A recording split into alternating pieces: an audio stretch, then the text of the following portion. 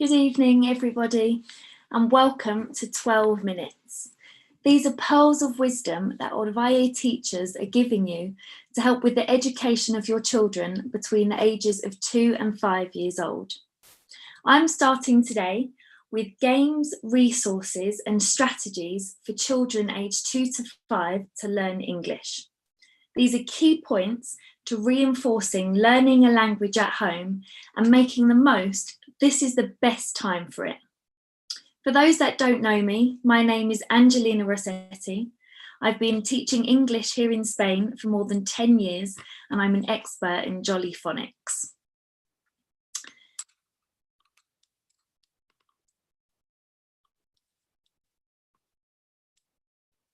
So today, I'm going to talk to you about different ways in which we can help our children to learn and practice English and be truly bilingual. But why is it better to start learning a language so young? When we learn a second language, the earlier we start, the easier it becomes. When babies are in their mother's womb, they can already recognise their native language and hear different sounds. When they are babies, they hear and copy sounds around them. The older we get, the harder it is to discriminate between different sounds. It's much easier for children because they have flexible muscles in their face, their throat, and their neck. Children go through different stages of language acquisition. The first stage is known as the silent period. Even if they're not speaking or producing a language, in this case English, they are listening to it and they are understanding much more than we realise. This is why it's so important to expose children to as much English as we can as early as possible. The next stage in language acquisition that we see is when they start to add English words to Spanish sentences, and then slowly and gradually they build up their fluency. It's very normal for children to get frustrated at this point, at their inability to express all of their thoughts in English and the fact they're not able to speak as quickly in English as they can in Spanish. This can often be overcome by providing children with performance pieces, things such as, I can count to 5 in English, 1, 2, 3, 4, 5. Or very simple rhymes or sentences which consist of ready-made phrases. Things like, today it's sunny. When children start talking more in English, it's very normal for them to make mistakes. At this point, when they're so young, it's not important to correct them, as this can discourage them from talking and making the effort. If the parent or the teacher repeats back to them the correct way to say something, they will start to self-correct in their own time. For example, a very common mistake they say is, me is happy. So you could repeat back to them, I am happy too, and really emphasize the I, so they learn to self-correct over time. So why is it so important to learn English? Well, according to the 20 indicators in the Power Language Index, English is the most powerful language in the world, and Spanish is in 4th place. So for our children to grow up and be bilingual in these 2 languages will be such a huge asset for them in the future. Over half of the world's population is bilingual, and English is the first language for around 400 million people. Children aged 2 to 5 in infants can learn a foreign language without even really trying. They're so lucky. They soak up everything like a sponge. However, us as teachers and parents must do the best we can to really help with their learning process and help to make it happen. Now I'm going to tell you about some different strategies for helping the children. What strategies are most effective when our children are so young? Children at this age learn a second language in the same way they learn their native language. For that reason, it's very important to make learning and practicing English a natural and fun part of everyday life and not a boring chore. If you, as parents, are enthusiastic about this, this will rub off onto your children and they will feel that same enthusiasm. Some simple ways to make English part of the children's normal everyday life is to always watch TV in original version and never dubbed into Spanish. In the beginning, they won't understand everything they hear, but they will pick up different accents, the intonation of the language, and the tone of the language. As I mentioned before, they can understand a lot more than they can speak. So little by little, they will start to understand more and more of what they hear on the television. You could turn every car ride into an opportunity to practice English by only listening to English music. This doesn't just have to be children's songs. It could be music that you like and you would normally listen to. Before children can even say any words in their second language, they can imitate the rhythm, the tempo, the intonation, and the pitch. So something as simple as always listening to English music in the car can be really beneficial. Now, we often think of playing games as a fun way to pass the time, but they can be an incredibly useful tool for learning, especially for young children. Playing games is a way to get children actively involved in their own learning, and it's a great source of motivation for them. They encourage the players to interact and to communicate together, and it creates a meaningful context for language use. By playing games, children can really absorb the language rather than learning it. There are plenty of online games aimed at young children learning English, which I will mention to you a bit later. But simple things such as imaginative role play can be incredibly productive. For example, you could pretend that you own a shop and your child wants to buy something. In the beginning, they could just start by saying please and thank you in English and the rest in Spanish. But over time, as they learn more vocabulary and become more confident speaking English, they will add more and more English words to that conversation. Also, you could use things that you have at home, such as flashcards to play different games, for example, memory games.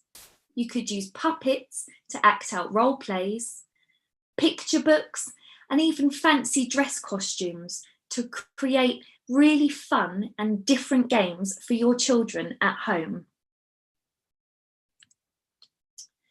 Finally, I'm going to give you some practical resources you can use with your children at home. One of the most valuable and useful resources available to us is technology. But we have to be very careful with how we let our children use it.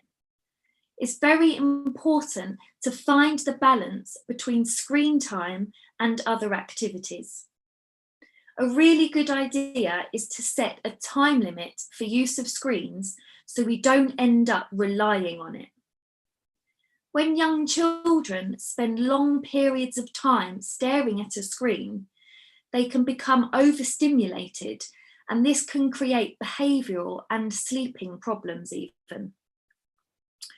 With children of this age, 2 to 5 years old, around 1 hour of screen time, including tablets, mobile phones and television, should be around the maximum per day.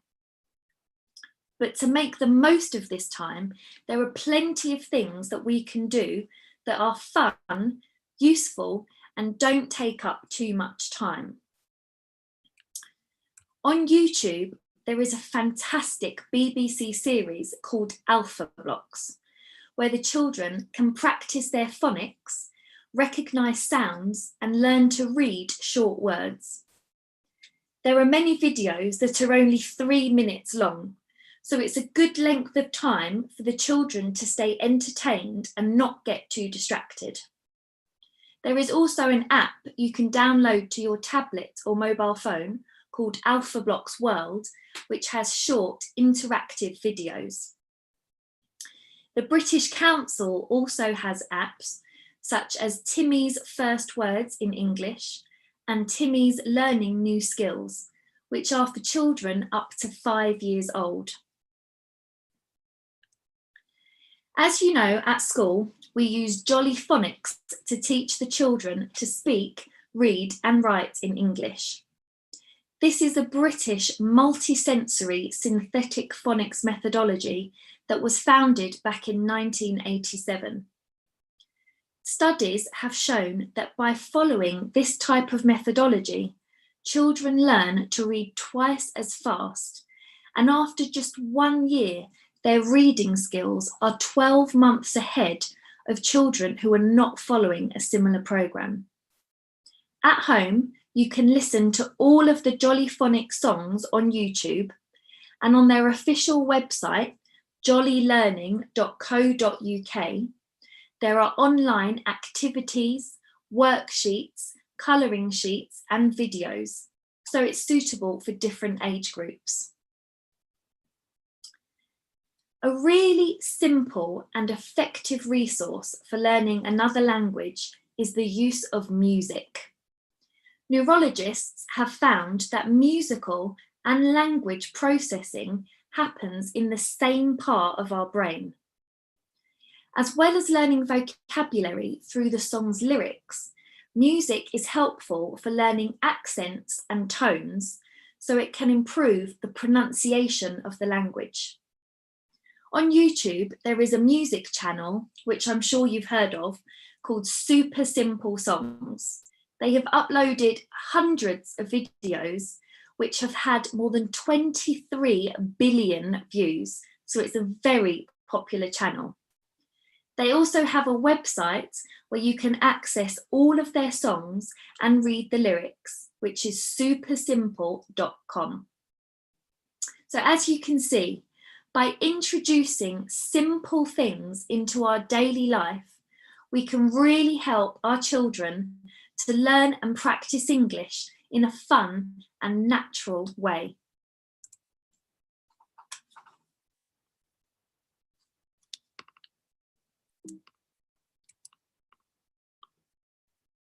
Well, thank you for listening.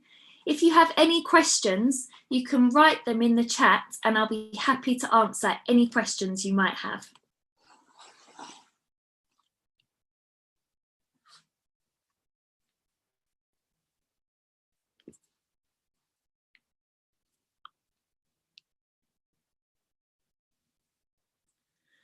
So I have a question here. Somebody says, my child doesn't like watching TV in English. How can I help them overcome this?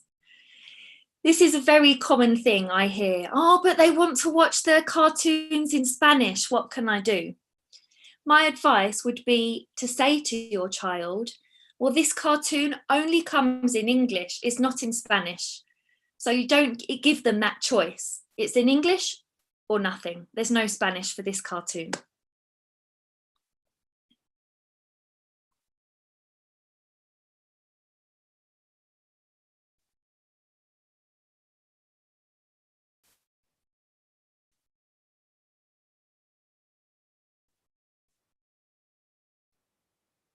So the next question here This is from social media, this question.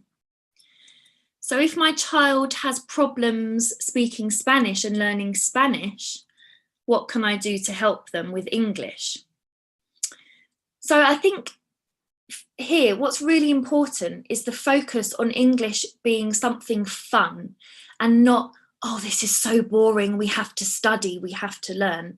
You know, simple things I said, like listening to music and listening to songs in English and listening to TV, watching TV, are great, easy things you can do. So the children don't even realise they're learning. So I think especially music and watching TV in English will be really useful in this situation.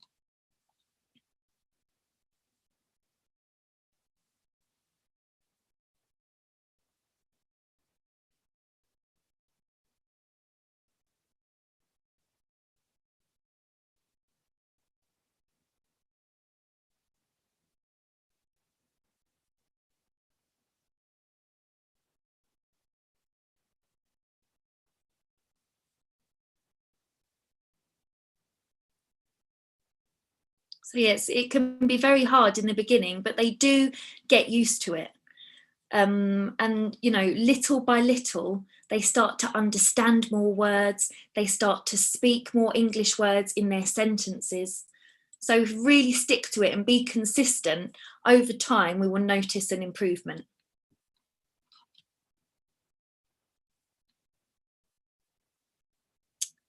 So we have a question here, which fairy tales do I recommend to read for a 5-year-old? Let me think. There's some great phonics books that are available. Maybe what you can do, if you leave me your email, and I could send you a list of a few books and have a think of the best ones, then I can send you a short list.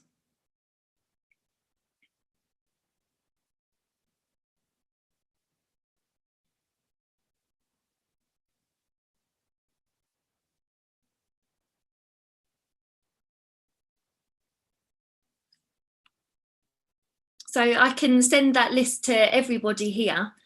We have your email, so I can send you a short list of books that I could recommend. Right, so I have another question here. What about parents trying to speak to our children and are not very self-confident about doing it?